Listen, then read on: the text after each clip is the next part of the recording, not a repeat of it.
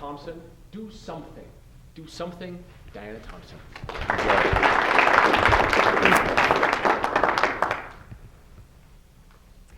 The date was June 27th, 1969. In the early hours of the morning, the place was New York City's Greenwich Village, in a bar and club called the Stonewall Inn. The place was filled with partygoers who knew this was just the place they belonged. And it's true, they belonged here because they didn't belong anywhere else. If any one of them walked into a bar in order to drink, the bar could be shut down. They could be thrown out. The bartender could be arrested.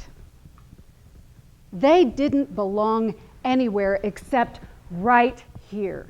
But the owners of the Stonewall Inn didn't care who they served because they made $6,000 a night with $3 cover charge and the price of a beer.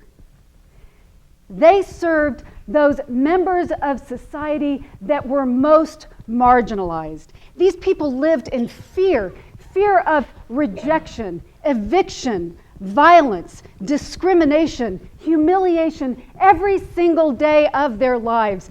But here is where they belonged. These were members of the LGBTQ community in 1969, the one place where they could be themselves and they had a community.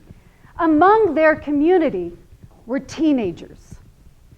New York City was filled with homeless LGBT teenagers who had escaped homes that were oppressive or abusive. If they'd stayed in their homes, they were at risk of being institutionalized or worse. So the streets of New York City were filled with these homeless teens, but in the Stonewall Inn, they could be safe for a night. This is where they belonged. And the mafia, they had an arrangement with the police. They paid them $1,200 a month to just leave them alone. But they still had to go through the routine. So every once in a while, the police would come in and they'd raid the place. They would arrest the workers, harass and arrest a few drag queens. All the patrons would scatter into the shadows of the night. But the next day, they were open and it was business as usual. Those arrested would pay their fines and disappear. But tonight, June 27th, 1969, was different. Emotions were running high because tonight the patrons at the Stonewall Inn had learned someone they loved dearly had died of a drug overdose. This was someone who believed in them, who supported them, who accepted them just the way they were, and the world knew her as a great entertainer, Judy Garland. But they knew her as a friend. So emotions were high when the police raided the Stonewall Inn on June 27th, 1969. It was not business as usual. When the police raided the bar that night, the patrons didn't leave. They didn't disappear into the shadows. They stayed because they needed one another. Many of them walked out on the sidewalk still carrying their beer, and one witness described it as a party-going environment. But they didn't leave.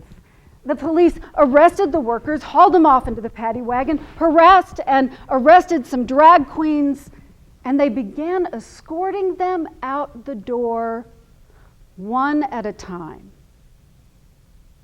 The crowd on the sidewalk began to grow because the Stonewall is right next to a major subway station, and this was the ghetto of the LGBT community. So the crowd grew bigger and bigger as drag queens came out of the Stonewall Inn one at a time, and one witness described it like this. A very popular drag queen walked out. She turned to Sergeant Pine and she said, Hiya, fella. And then she waved to her cheering fans as if she was a celebrity. And she was escorted to the paddy wagon as if she was walking the red carpet. And it was a good time. But the last person to come out of the Stonewall Inn was a dyke. And she was strong and strong-willed. And she pushed Sergeant Pine. And she jammed her elbow into another officer. And it took all 9 officers to restrain her.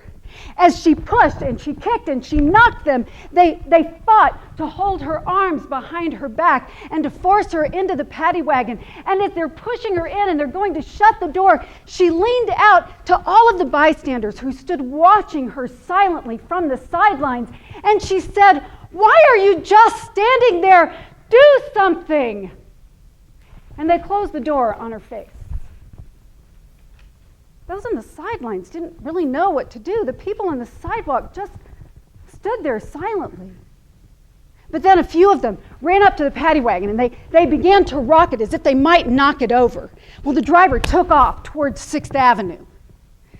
And then those on the sidewalk took their beer bottles and they started throwing them at the police. The 9 officers went inside the Stonewall Inn and they barricaded themselves inside. On the outside, protesters broke off a parking meter and they used it as a battering ram against the door. The bar was set on fire. And now hundreds of people outside began to riot. This is known as the Stonewall Riots. It lasted for 6 days as hundreds of members of the LGBT community came out of the shadows. It was no longer business as usual.